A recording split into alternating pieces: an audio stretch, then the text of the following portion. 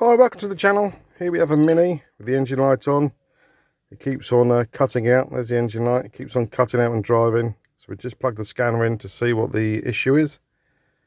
This is the baby scanner that we use. So there's one fault code. We're going to read the code and see what the problem is. It is a camshaft position sensor. So we're going to get a couple. This engine has two of them on this Mini, or Peugeot engine, all the same.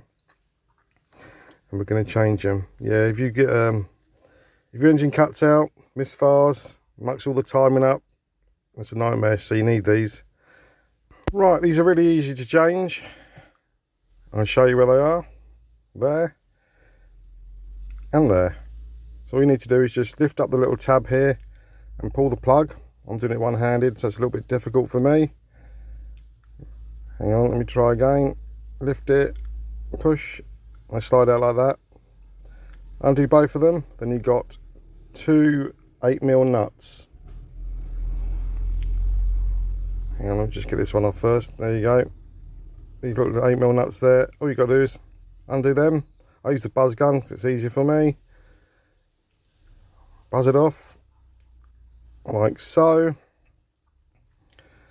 And then all you've got to do, without dropping the nut inside the engine bay, is just give them a little twist and pull up. A little twist like that and lift at the same time, and out they pop. So easy to change. And the end of it is magnetic, so make sure when you put your new ones in, you give them a quick wipe, make sure there's no bits of metal on there which is stuck to it. Right, so we're just going to pop the new ones back in there. Well, we got these from the scrapyard second hand.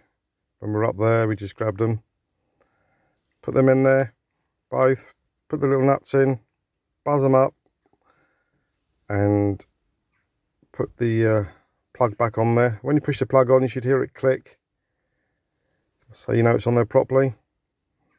I'll just buzz these up quick. 1, 2. So when you push it, you'll hear a little click,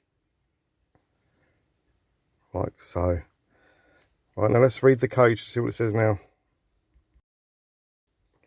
Right, read the code.